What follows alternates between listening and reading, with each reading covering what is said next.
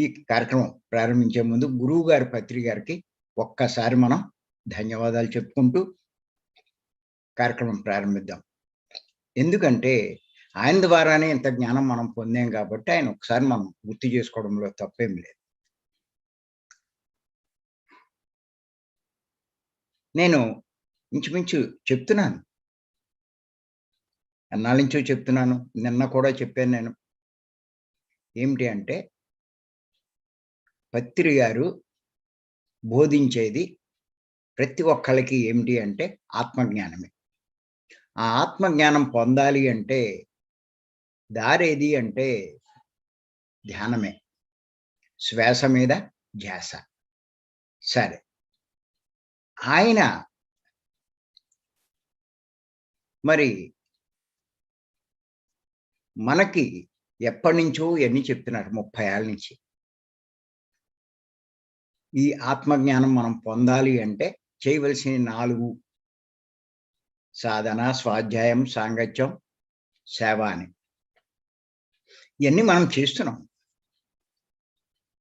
మనకి జ్ఞానం ఎంతవరకు పొందగలిగాం, మనం ఇప్పుడు ఏ స్థితిలో ఉన్నాం, ఎలా తెలుస్తుంది? ఊరికి చేసుకుంటూ పోవడమేనా సంవత్సరాల తరబడి? ఏ మార్పు అక్కర్లేదా? పురోగతి అక్కర్లేదా? వాటి మీద దృష్టి పెట్టక్కర్లేదా? ఊరికి ఏదో శారీరకమైన లాభాలు, మానసికమైన లాభాలు, వాటి మీదైనా దృష్టి. అది నేను శరీరము అనుకున్నవాడే ఆ రకంగా చూస్తాడు. కానీ ఏమాత్రం కొంచెం అవగాహన ఉన్నా, ఏమని నేను ఆత్మను అన్న అవగాహన ఉన్నా ఖచ్చితంగా తాను ఎంత జ్ఞానం పొందాడు అన్న దాని మీద కొంత దృష్టి పెడతాడు.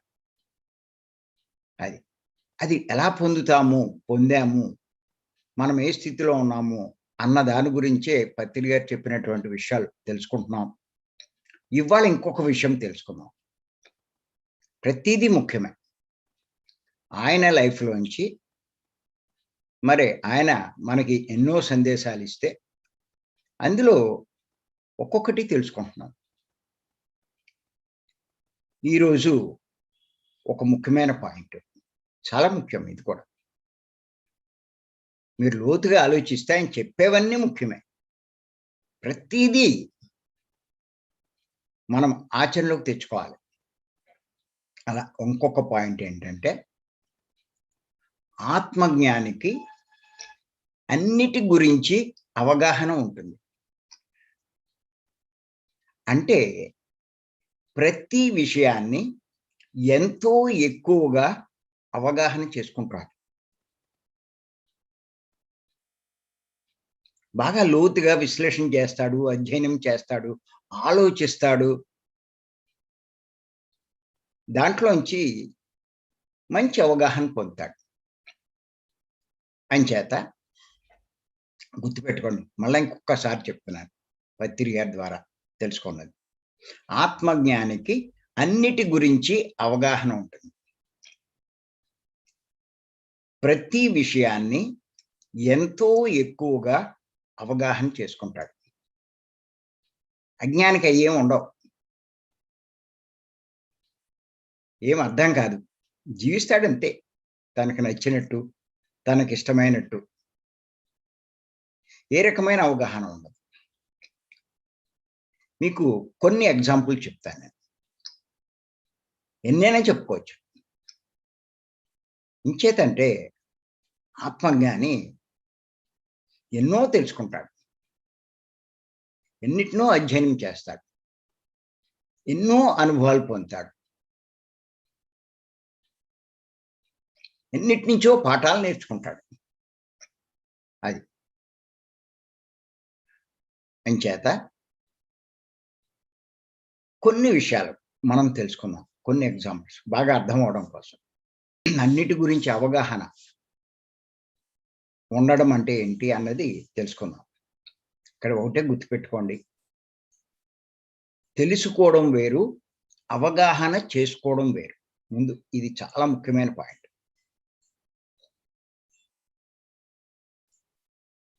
తెలుసుకోవడం వేరు, అవగాహన చేసుకోవడం వేరు. కారణం ఏంటంటే, తెలుసుకున్నవాడు ఊరికే తెలుసుకుంటాడంతే. ఇంకంతకన్నా ఏమీ ఉండదు. కానీ అవగాహన చేసుకున్నవాడు అది ఆచరిస్తాడు.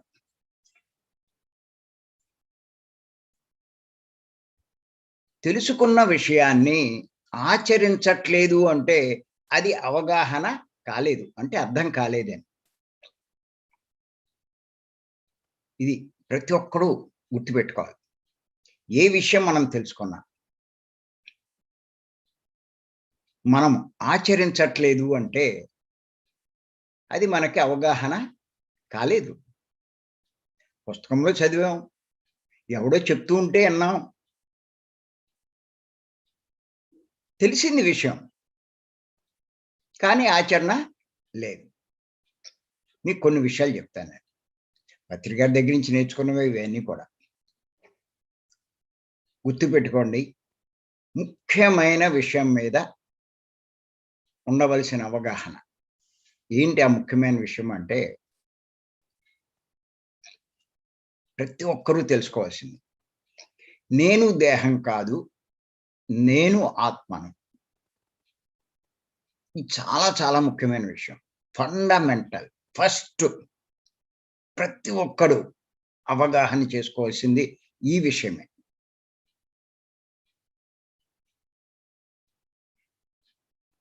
ఏమిటి అంటే, నేను దేహం కాదు, నేను ఆత్మను అన్న పాయింట్ మీద అవగాహన ఉండాలి. ఇది మన సొసైటీలోకి వచ్చినోళ్ళందరికీ తెలుసు. ఏమిటి? నేను దేహం కాదు, నేను ఆత్మ అన్న విషయం ప్రతి ఒక్కడికి తెలుసు. ఎవరిని అడిగినా నువ్వెవరు అంటే వెంటనే చెప్తారు. నేను ఆత్మను అని. కానీ నిజ జీవితంలో వాళ్ళు ఎలా జీవిస్తున్నారు అన్నది చూసుకుంటే, ఎవరిని అడగక్కలా తనకు తాను పరిశీలించుకుంటే, తాను ఆత్మ అన్నట్టుగా జీవిస్తున్నాడా? తాను దేహం అన్నట్టుగా జీవిస్తున్నాడా? ఇందులో ఈ అవగాహన బట్టి పర్సెంటేజ్‌లుంటాయి. కొంతమందికి తెలుస్తుంది. పూర్తిగా దేహం అన్నట్టుగా జీవిస్తాడు. ఇంకొంతమంది ఏం చేస్తారంటే, ఒక 30% ఆత్మ నేను, 70% దేహం నేనట్టుగా జీవిస్తారు. ఇంకా కొంతమంది 50, 50. ఇంకా జ్ఞానం బాగా పెరిగితే వాళ్ళ యొక్క జ్ఞానం 70 ఆత్మ నేనన్నట్టుగా, 30 దేహం నేనన్నట్టుగా జీవిస్తారు. ఇంకా వాడి జ్ఞాన పరిధి పెరిగితే 90% వాడి అవగాహన పెరిగితే, ఆత్మ నేను అన్న అవగాహన పెరిగితే 90% నేను ఆత్మ అన్నట్టుగా జీవిస్తాడు. ఒక 10% నేను దేహము. అంటే ఆత్మకు 90% ప్రాముఖ్యం ఇస్తాడు. ఒక 10% దేహానికి ప్రాముఖ్యం ఇస్తాడు. పూర్తిగా కాకపోయినా ఈ ఇంచుమించు పూర్తిగా అలా జీవిస్తున్నట్టే లెక్క. ఎందుకంటే దేహం ఉంది. దేహానికి కొంత దేహ అవసరాలు ఉన్నాయి. దేహ సంబంధమైనటువంటి ఎన్నో ఉన్నాయి. వాటిని కూడా కొంత చూసుకోవాల్సిన అవసరం ఉంది. అంచేత బాగా జ్ఞానం పొందినవాడు 90% ఆత్మకి ప్రాముఖ్యం ఇస్తాడు. అంటే ఆత్మ సంబంధమైనటువంటి పనులకే ఎక్కువ ప్రాముఖ్యం ఇస్తాడు. ఎన్నో చేస్తాడు కదా! పొద్దునుంచి ఉదయం లేచినప్పటి నుంచి రాత్రి పడుకునేదాకా ఎన్నో పనులు చేస్తూ ఉంటాడు. ఎన్నో కర్మలు చేస్తూ ఉంటాడు. ఇయన్నీ కూడా ఎక్కువ ఆత్మకే ఎక్కువ టాప్ ప్రయారిటీ ఇస్తాడు. అంటే కొన్ని ఎగ్జాంపుల్ చెప్తే మళ్ళా మీకు అర్థమవుతుంది. ఇప్పుడు ఎవరి దగ్గరైనా ఎంతో కొంత ఎవరి స్థాయిలో వాడికి డబ్బుంటుంది. ఈ డబ్బు ఆత్మజ్ఞాని అవుతే ఆత్మ ఉన్నతి కోసమే ఖర్చు పెడుతూ ఉంటాడు. ఆత్మ కర్మలే చేస్తాడు. ఆత్మ సేవలే ఉపయోగిస్తాడు. అలాగే ప్రతి ఒక్కరి దగ్గర సమయం ఉంది. ఉదయం లేచినప్పటి నుంచి రాత్రి పడుకునేదాకా ఎంత సమయం ఉంది? ఈ సమయాన్ని కూడా ఎక్కువ ఆత్మ గురించే వినియోగిస్తారు. దేహ అవసరాలు చూసుకుంటాడు. అదేమి మానడం. ఆత్మకే ఎక్కువ టాప్ ప్రయారిటీ ఇస్తాడు. అంటే ఆత్మకు లాభం కలిగించే ధ్యాన సాధన చేస్తాడు తనకున్న సమయంలో. అలాగే ఆత్మజ్ఞానానికి సంబంధించిన పుస్తక పఠనం చేస్తూ ఉంటాడు.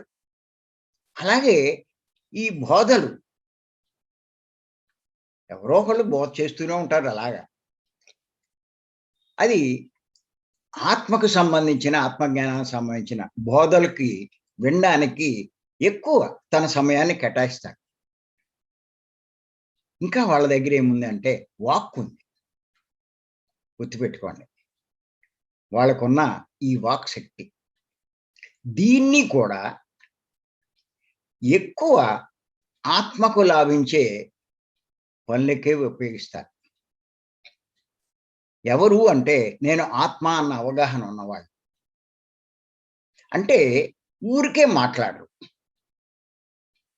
ఎవరితో పడితే ఆళ్ళు ఖాళీ దొరికిందని మాట్లాడరు. ఏదవుతే ఏం మాట్లాడతాడో అది ఆత్మకి లాభించాలి. అంటే తను మాట్లాడే మాటలు తనకు, ఇతరుల ఆత్మకు లాభించే. అంటే తనకి ధ్యానం చెప్పడం, తనకు తెలుసున్నటువంటి జ్ఞానాన్ని అందరికీ బోధించడం, ఇలాగా ఇటువంటియన్నీ చేయడం. నేను కూడా అదే చేశాను. ఖాళీ టైంలో అక్కర్లేని సోదంటూ ఏమి ఉండదు. ఎక్కువ మాట్లాడను. బంధువులొచ్చినా, స్నేహితులొచ్చినా, ఇంకోళ్ళొచ్చినా, ఎవరొచ్చినా మేడమ్ నేను కూర్చుంటాం. ఆవిడే మాట్లాడుతది. ఆవిడతోటే కూర్చుంటా. నేనలా కామ్‌గా వింటూ కూర్చుంటాను. అబ్జర్వ్ చేస్తాను. వీళ్ళు ఇప్పుడు ఏ స్థితిలో ఉన్నారు? ఎంతసేపు దేహం నేననుకుంటూ ఆ మాటలే ఉంటాయి. వాళ్ళ బంధువులు, చుట్టాలు, వాళ్ళ పరిస్థితి, వాళ్ళ ఆర్థిక స్థితి, వాళ్ళ సమస్యలు మాట్లాడుతూ ఉంటారు. అంటే పూర్తిగా వీళ్ళు దేహస్థితిలో ఉన్నారు అనేటువంటి. ఒకవేళ బోర్ కొడితే మెల్లిగా నేను వెళ్ళిపోతూ ఉంటాను కూడా. అంటే మన వాక్కుని కూడా ఆత్మకు ఇప్పుడు ఇలాంటి క్లాసులో గంటల తరబడి చెప్తూ ఉంటాను. మరి 3 రోజుల క్లాసుల్లో 3 రోజులు వరుసగా. అలాగే ఈ 3 రోజుల క్లాసులు కూడా 3 రోజుల క్లాసులు కూడా ఎన్ని వీలవుతాయి అన్ని ఈ లాక్‌డౌన్ అయిపోయాక జాన్యువరి నుంచి నేను చెప్పడం మొదలెట్టాను.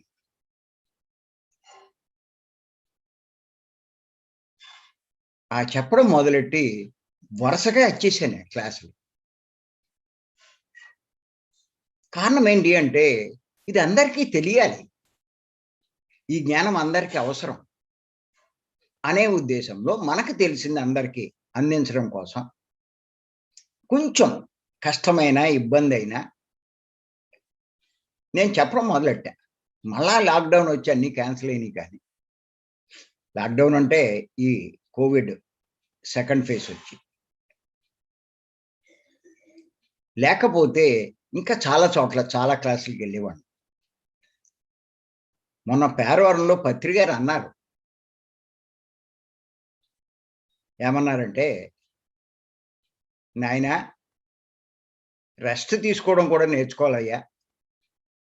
ఊరికే రాత్రి పగలు శ్రమ పడ్డం కాదు" అన్నారు. అంటూ ఒక ఎగ్జాంపుల్ చెప్పారాయన. ఏమన్నారంటే, "జిలేబీ బావుంటుంది. ఎంత తింటావు, ఎన్ని తింటావు? సరిపడా తినాలి. అలాగే నీ క్లాసులు కూడా ఎందుకు ఆవేశం? విశ్రాంతిగా చెప్పు" అని పేరవరంలో ఆయన చెప్పడం జరిగింది. అంచేత మనం ఎంతసేపు మన వాక్కుని ఆత్మలాభం కోసం ఉపయోగించాలి. ప్రతి ఒక్కళ్ళు ఇది గుర్తెట్టుకోండి. అలాగే మన జీవితం, మన శక్తి అన్నీ ఎక్కువ శాతం ఆత్మకి మీరు ఉపయోగించుకోగలిగితే చాలా గొప్పవారి కిందే లెక్క. ఈ జన్మని మీరు సార్థకం చేసుకున్నట్టే లెక్క. 50-50 నేను చెప్పేది ఏంటి అంటే 50-50 సగం దేహానికి, సగం ఆత్మకు. చాలు. ఇప్పుడున్న పరిస్థితిలో 50-50 50% మీకున్న వనరులన్నీ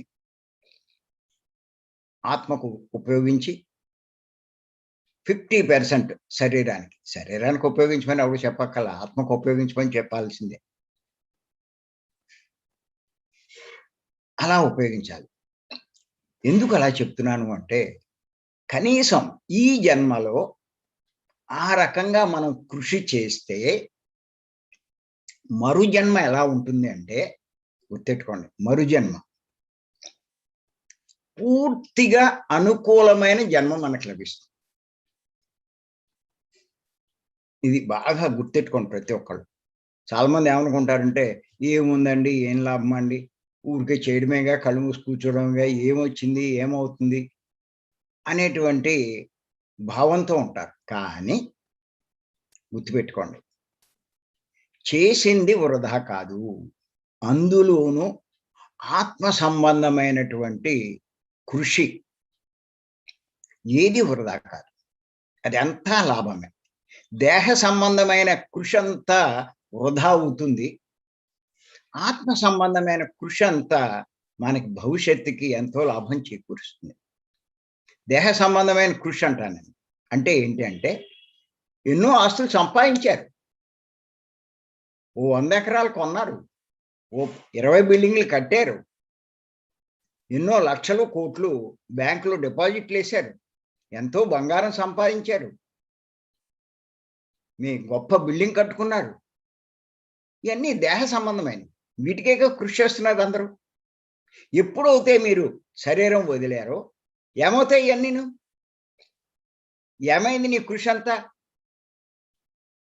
అవి సంపాదించడానికి, సమకూర్చుకోవడానికి, చేయడానికి నీ సమయాన్ని ఎంత వెచ్చించావు, నీ ధనాన్ని ఎంత వెచ్చించావు, నీ వాక్కుని ఎంత వెచ్చించావు, నీ మేధస్సుని ఎంత వెచ్చించావు, నీ జీవితాన్ని, నీ జన్మని ఎంత వెచ్చించో చూడు. వెచ్చించి ఎంత కష్టపడినా చివరికి ఏమైంది? అన్నీ పోయినాయి. అంటే చేసిందంతా వృధా అయినట్టే కాదు. ఎందుకు? మనకి ఎంత కావాలి? జీవితంలో ఎంత కావాలి? తినడానికి తిండుంటే చాలు. ఉండడానికి ఏదో ఒక ఇల్లు. దానికి ఏ సొంత ఇల్లు ఎక్కలా.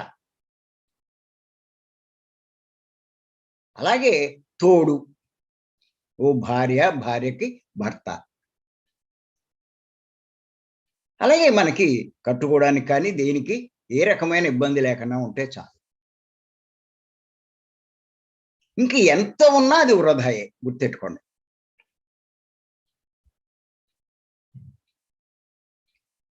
ఇది అర్థం కాక పక్క వాళ్ళని చూసి ఆళ్ళేదో గొప్పోళ్ళు, ఆళ్ళేదో గొప్పగా ఉన్నారనుకుంటూ ఆళ్ళతో పోటీ పడి మనం కూడా అది సంపాదించడానికి చెయ్యకూడని తప్పులు చేస్తున్నాం. సృష్టి విరుద్ధంగా ప్రవర్తిస్తూ జీవితాన్ని ఎంతో నష్టపెట్టుకుంటున్నాం. మొత్తం మన జీవితమే వేస్ట్. మన సమయం, మన వాక్కు ఇవన్నీ ఇన్ని వేస్ట్ చేస్తున్నాం. ఎంత అద్భుతమైనటువంటి ఈ శక్తులు మనకి ఇవ్వబడ్డాయి. ఇవన్నీ మామూలు విషయమా? చాలామంది ఏమనుకుంటారంటే, కోట్లు ఉంటేనే గొప్పవాడు అనుకుంటారు. అనుకుంటూ భగవంతుడు అంటే ఆ సృష్టికర్త, ఆ ప్రకృతి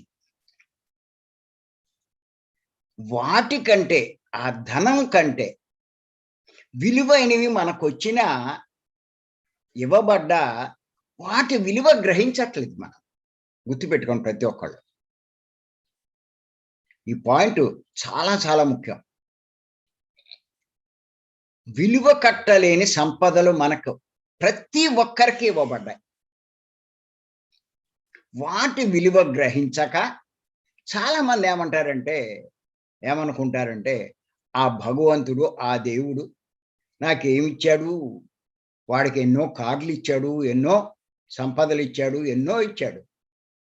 నేనే దురదృష్టవంతుడిని అని చెప్పి ఎంతోమంది బాధపడేవాళ్ళు ఉన్నారు. గుర్తుపెట్టుకోండి ఇది. ఎంతో బాధపడతారు. కానీ దానికంటే కోట్ల రెట్లు విలువైనటువంటి సంపదలు ప్రతి ఒక్కరికి ఇవ్వబడి భగవంతుడికి ఎవ్వరి విషయంలోనూ ఏ భేదం ఉండదు. అంటే ఈ సృష్టికి అందరూ సమానమే. అందరికీ విలువ కట్టలేని ఇవ్వబడ్డాయి.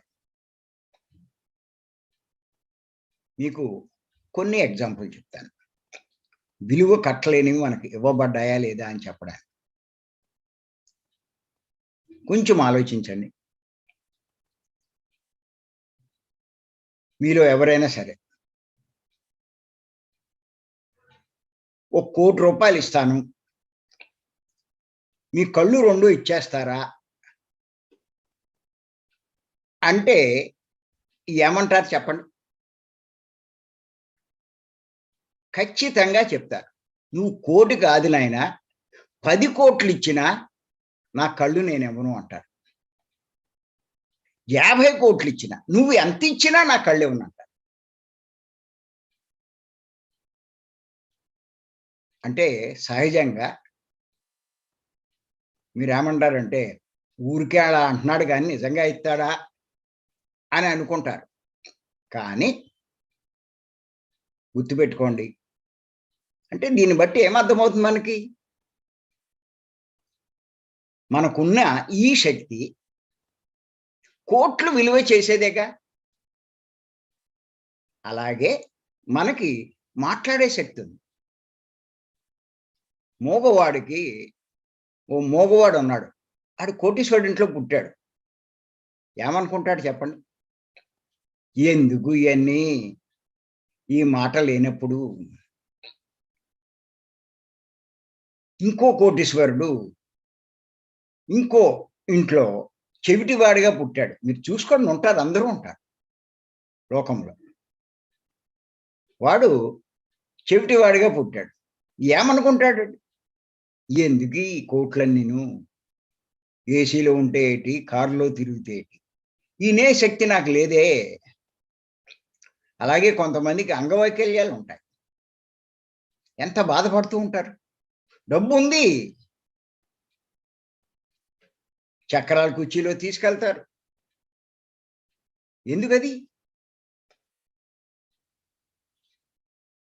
మరి నిజంగా మనల్ని చూసుకుంటే అటువంటి లోట్లేమి మనకేమి లేవు కదా! మనకన్నీ ఉన్నాయే. అంటే ఎంత విలువైన సంపదలు మన దగ్గరున్నాయో ఒక్కసారి ఆలోచించండి. చాలామంది ఆ డబ్బే విలువైంది అనుకుంటారు. ఇది ఫస్ట్ అవగాహన చేసుకోవాలి ప్రతి ఒక్కళ్ళు కూడా.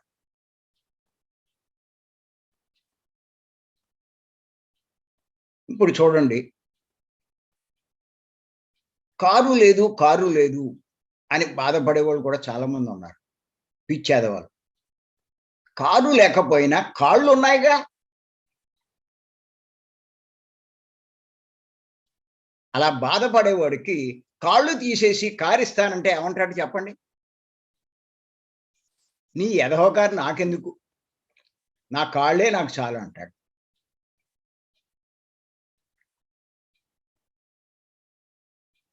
అంచేత కారుంటే ఏం చేస్తాడు? కావాల్సినయి కాళ్ళు. అలా చూస్తే మనకి ప్రకృతి నుంచి ఎన్ని ఇవ్వబడ్డాయి, విలువ కట్టలేని ఎన్నో ఇవ్వబడ్డాయి. వీటిని మనం ఉపయోగించుకోవట్లా. వీటి ద్వారా ఎన్నో సంపాదించవచ్చు, ఎన్నో గొప్ప కార్యాలు సాధించవచ్చు, ఎంతో గొప్ప స్థితికి ఎదగచ్చు. అవన్నీ వదిలేసి ఆ పదవులు గొప్పవని, ఉద్యోగం గొప్పదని, డబ్బు గొప్పదని, ఆస్తులు గొప్పవని, ఇలా వీటెనకాలే పడుతున్నాం మనం. వాటి గురించే సమయం అంతా వృధా చేస్తున్నాం. మన శక్తియుక్తులన్నీ వాటికి ఖర్చు పెడుతున్నాం. కానీ వాటినే ఉపయోగించితే విలువ కట్టలేని జ్ఞానాన్ని మనం సంపాదించుకోవచ్చు. ఆత్మ జ్ఞానాన్ని మనం సంపాదించుకోవచ్చు. వాటిని ఉపయోగిస్తే మనకి ఇవ్వబడిన వాటిలన్నిటిని. అసలు నిజంగా ఇవన్నీ మనకి ఎందుకు ఇవ్వబడ్డాయి అంటే దానికోసమే ఇవ్వబడ్డాయి, ఇంకో దేనికోసం ఇవ్వబడలా. ప్రతి ఒక్కళ్ళు గుర్తుపెట్టుకోండి. మనకి ఇవ్వబడిన ఈ శరీరము కానీ, ఈ ఇంద్రియాలు కానీ, బాహ్యేంద్రియాలు, కర్మేంద్రియాలు, ఇవన్నీ, ఈ శక్తి ఇవన్నీ కూడా, ఈ సమయము, ఈ ఆయుష్, ఇవన్నీ దేనికోసం ఇవ్వబడ్డాయి? వీటిని ఉపయోగించుకొని మరి మన జ్ఞానాన్ని పెంచుకోవడానికి. చిన్నప్పటి నుంచి రమణ మహర్షి అదే సంపాదించాడు. ఎంత గొప్పవాడయ్యాడు చెప్పండి. ఆ టైంలో ఉన్నటువంటి అపర కోటీశ్వరులు ఎన్నో కోట్లు సంపాదించిన దుఃఖంతో, అశాంతితో, ఎంత ఉన్నా ఎందుకు ఈ జీవితం అని బాధపడేవాళ్ళు వచ్చి ఆయన కాళ్ళ మీద పడేవారు.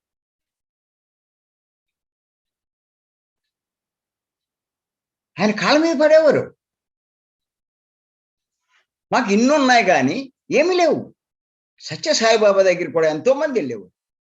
మాకు శాంతి లేదు, మా కోట్లన్నీ మీ కాళ్ళ దగ్గర పోస్తాం, మాకు ఆ శాంతినివ్వండి, బతిమాలేవు. ఇలా పోసే కోట్లన్నీ ఆయన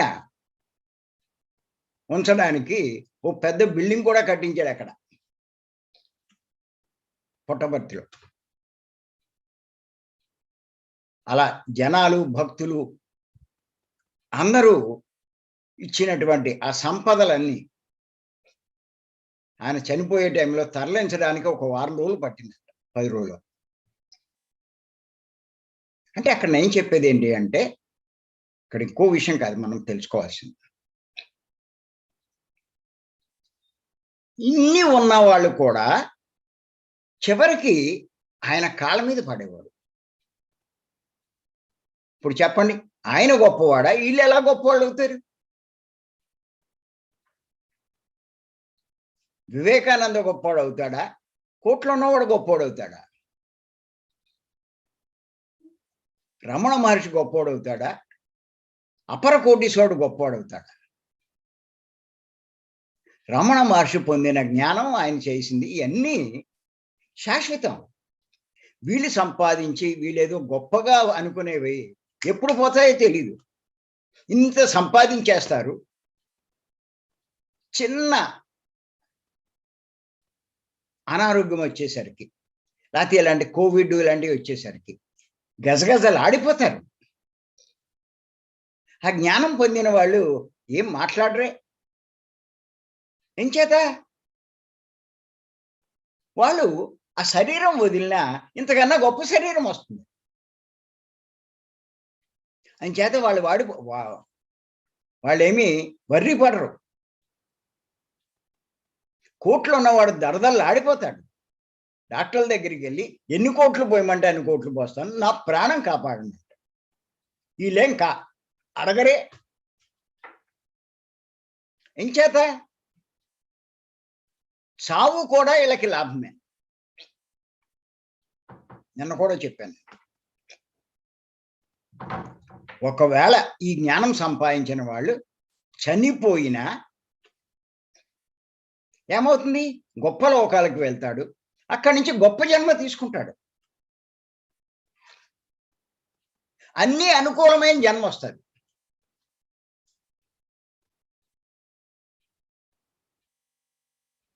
అంచేత వాడేమి బాధపడవలసిన పనేమి లేదు. దర్జాగా నేను వెళ్ళిపోతున్నానని చెప్పే వెళ్తాడు. ఏడవడు. అందుకే పత్రి గారు అన్నది, ఆత్మజ్ఞాని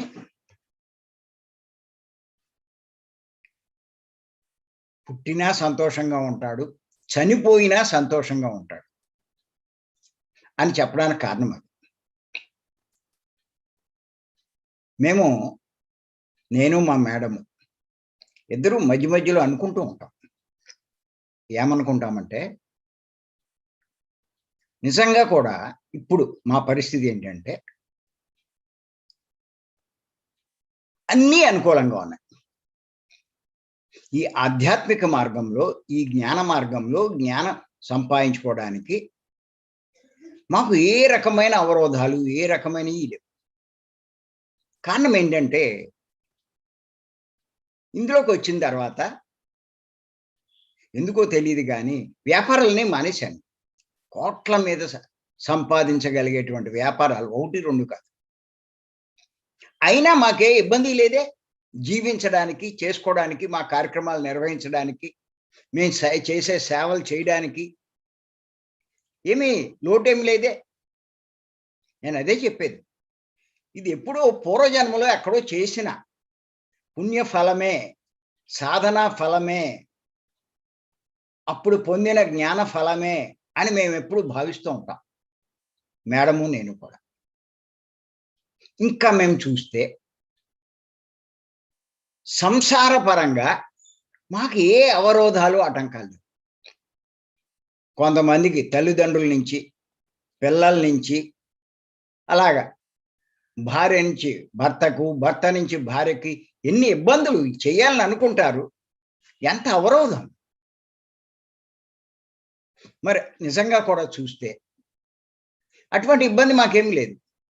ఆర్థికపరమైన ఇబ్బంది లేదు, సంసారపరమైన ఇబ్బంది లేదు, ఇంక ఏ రకమైన ఇబ్బంది మాకు లేదు. మేము ఎక్కడికి వెళ్ళాలంటే అక్కడికి వెళ్ళొచ్చు, ఏం చేయాలంటే అది చేయొచ్చు, ఏ క్లాస్ చేయాలంటే అది. మేము చేసే సేవలకు కూడా ఏ ఇబ్బంది. అంటే నిజంగా పూర్తిగా అనుకూలమైన జన్మ. అలాగే ఒకళ్ళకొకళ్ళు సహకరించుకుంటాం. అలాంటి జన్మ వచ్చింది.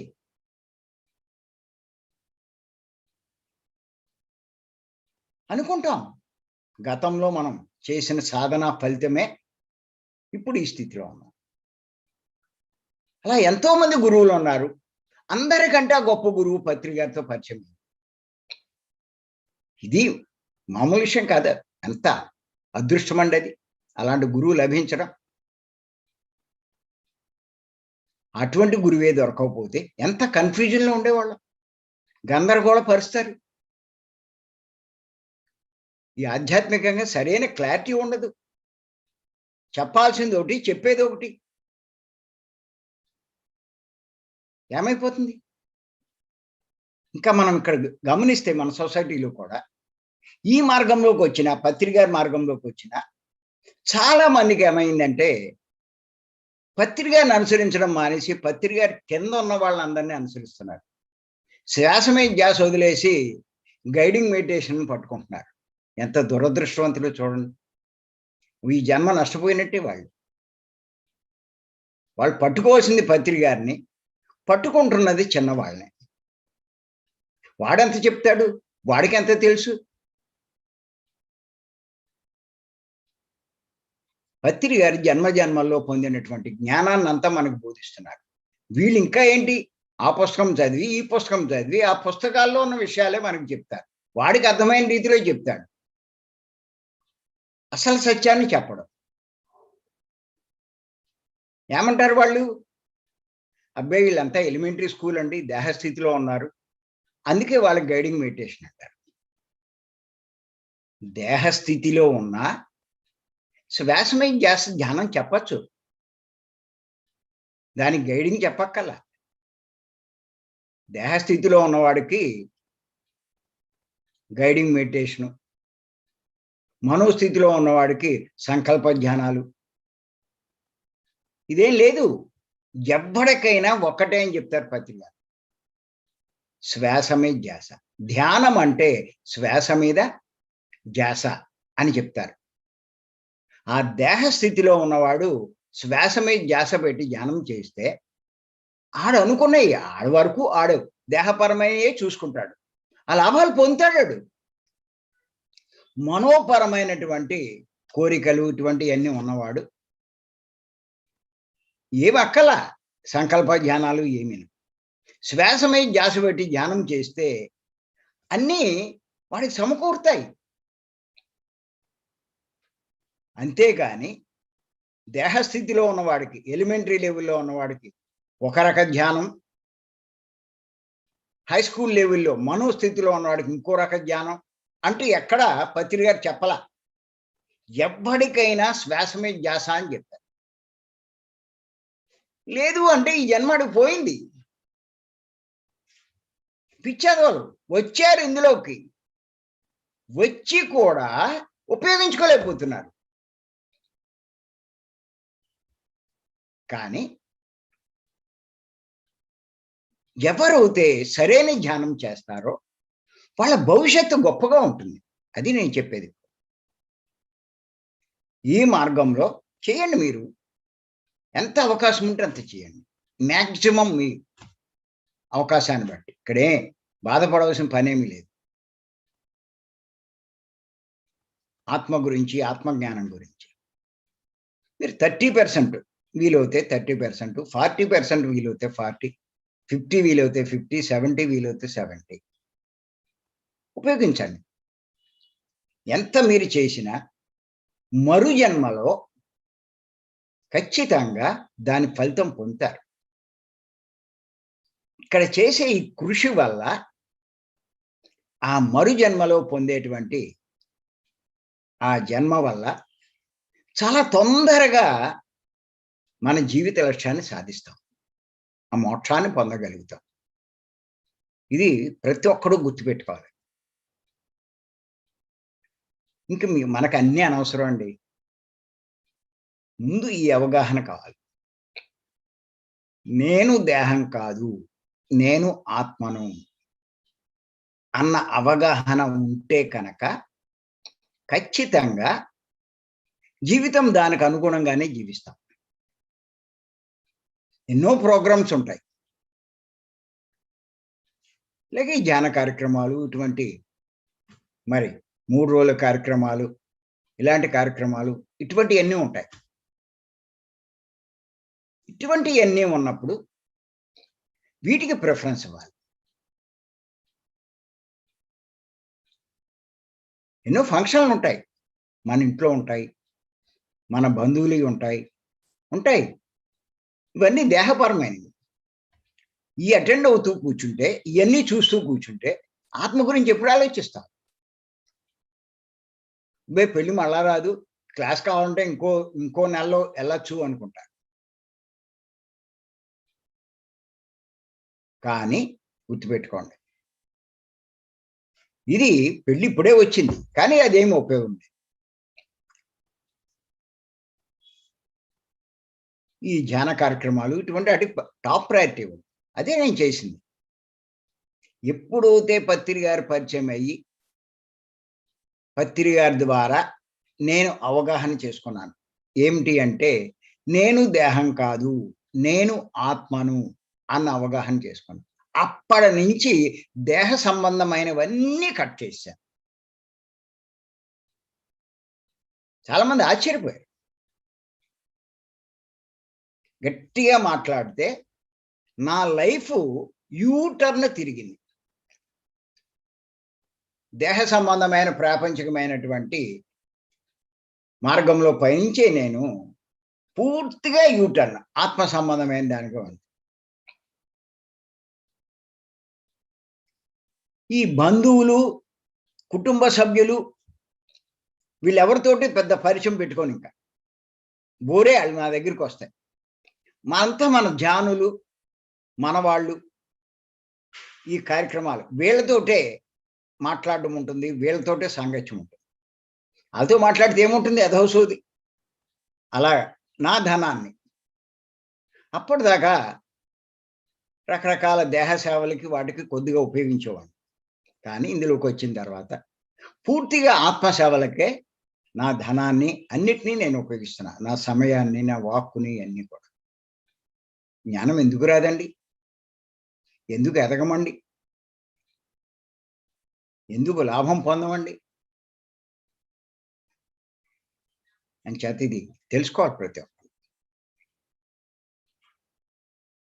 మనం కూడా ఈ విషయం అవగాహన చేసుకొని, నేను ఆత్మ అన్నట్టుగా జీవించడానికి ప్రాముఖ్యం ఇవ్వాలి. మెల్లిమెల్లిగా ఈ అవగాహన చేసుకుంటే మెల్లిమెల్లిగా పర్సెంటేజ్ మారుతుంది. ఈ టాపిక్ ఏమిటంటే ఆత్మజ్ఞాని అన్నిటి గురించి అవగాహన చేసుకుంటాడు. ఈ ఒక్క టాపిక్ మీద మనం చాలా సబ్జెక్టులు చెప్పుకుంటాం. ఇవాళ ఊరికే ఆత్మ గురించి చెప్పాను. నేను దేహం కాదు, ఆత్మ గురించి. ఇంకా మనం తెలుసుకోవాల్సినవి, అవగాహన చేసుకోవాల్సినవి చాలా ఉన్నాయి. ఇవన్నీ ఎక్కడి నుంచి వచ్చినాయి? నాకు పత్రి గారి దగ్గర నుంచే వచ్చినాయి. అవి కూడా తెలుసుకున్నాం.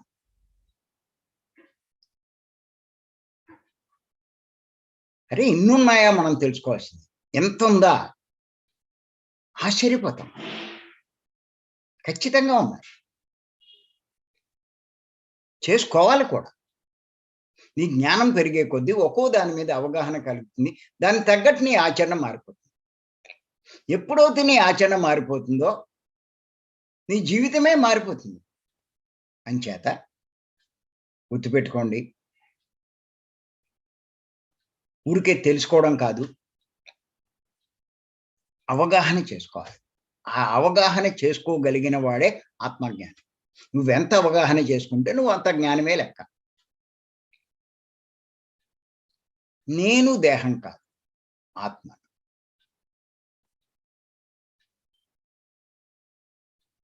చూడండి, మొన్నే మనకి పిఎంసి షేర్స్ అనౌన్స్ చేసినప్పుడు ఆ టైంలో సింధూరా మేడం వాళ్ళకేముంది, గట్టిగా మాట్లాడితే ఇల్లు లేదు, ఏమీ లేదు. వాళ్ళ నాన్నగారు ఏదో రిటైర్మెంట్ డబ్బు ఏదో వస్తే 3.5 లక్షలు ఇస్తే ఇంట్లో ఎన్ని అవసరాలున్నా ఏమున్నా ఆవిడ అవన్నీ పట్టించుకోకుండా ఆ 3.5 లక్షలు షేర్స్‌కి ఇచ్చేసింది ఆవిడ. PMC shares. ఎంతో మంది జ్ఞానం అందుతుంది ప్రపంచవ్యాప్తంగా. అది ముఖ్యం. నేనేదో చేసుకుంటే నాకేంటి అని అది చేయడము, ఆ త్యాగము నాకు చాలా ఆశ్చర్యం వేసింది. అప్పటికి ఎన్నో ఖర్చులు పెడుతూ చేస్తూ ఉన్నటువంటి ఆ రవిశంకర్ రెడ్డి ఇంకొక 50,000 4 లక్షలు ఇచ్చారు. లేకపోతే అన్ని కోట్లు ఎక్కడి నుంచి వస్తది? ఇలాగ ఎంతో మంది ఈ అవగాహనతో నేను దేహం కాదు, నేను ఆత్మను అన్న అవగాహన ఉంది కాబట్టే తనకున్న సమయాన్ని ఎంత వెచ్చిస్తున్నారు వాళ్ళిద్దరూ. ఇంకా ఎవరు చేయట్లేదని కాదు. అందరూ చేస్తున్నారు. ఎవరి స్థాయిలో వాళ్ళు చేస్తున్నారు. ఊరికే ఎగ్జాంపుల్ కోసం వాళ్ళని ఎత్తుకున్నానంతే. మన వాళ్ళంతా కూడా ఈ అవగాహన ఉంది. లేకపోతే ఇలా క్లాసులకి రారు. వీటికి అటెండ్ అవ్వరు. హాయిగా ఎంజాయ్ చేస్తారు. అంచేత ఏంటి అంటే మనం ఆత్మజ్ఞాన మార్గంలో ఉన్నాం కాబట్టి ప్రతి విషయం మీద అవగాహన చేసుకోవడానికి ప్రయత్నం చేయాలి. ఇంకేముంటాయి అన్నది చెప్పుకుందాం. నా లెక్కవుతే కొన్ని రోజులే చెప్పుకోవచ్చు. తెలుసుకోవాలి.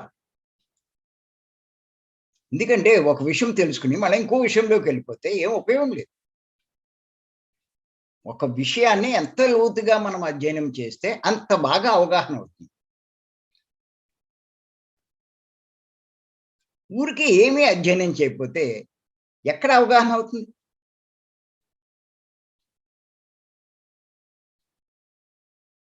అందుకే నేను ప్రతి విషయాన్ని చాలా లోతుగా నేను చూశాను, పత్రి గారిని అబ్జర్వ్ చేశాను. అబ్జర్వ్ చేస్తాను నేను. సార్ అక్కడ లాక్‌డౌన్ టైమ్‌లో 100 రోజులు చెప్పారు క్లాస్. ఆయన అంతే ఒక్క పాయింట్ తీసుకుంటారు. ఆయన స్థాయిలో ఎన్నో కోణాల్లోంచి ఆ పాయింట్‌ని మనకు వివరించడానికి ప్రయత్నం చేస్తారు. ఒక గంట చెప్పేవారు. ఆ గంట ఆ ఒక్క పాయింట్‌ని మనకి బాగా ఎక్కించడానికి, అవగాహన కలిగించడానికి ఆయన ఎంతో కృషి చేస్తారు. 1 కాదు, 2 కాదు. ఎన్నో కోణాల్లోంచి. అంచేత అంత బాగా మనకి ఎక్కుతుంది. అంచేత ఎన్ని తెలుసుకున్నాము అన్నది కాదు. తెలుసుకున్నది ఎంత అవగాహన చేసుకున్నాము అది ముఖ్యం. తెలుసుకోవడం ముఖ్యం కాదు. అవగాహన చేసుకోవడం.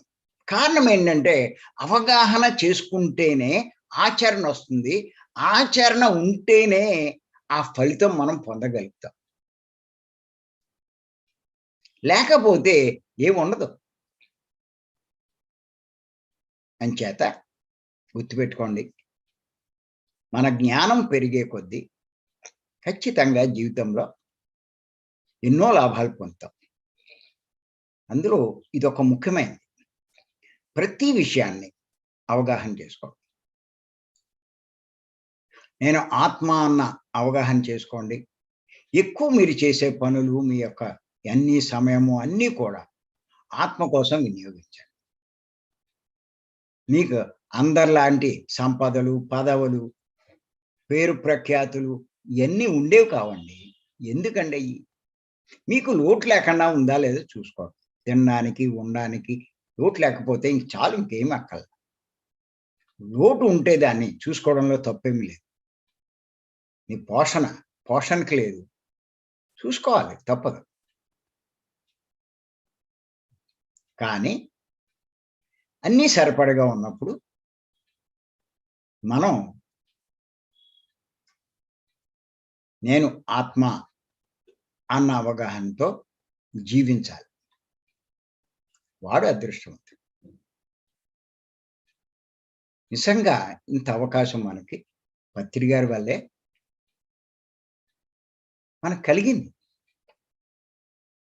నేను అందుకే ఏం చెప్తూ ఉంటానంటే, మనకి దీనికి మూలమైనటువంటి పత్రి గారు.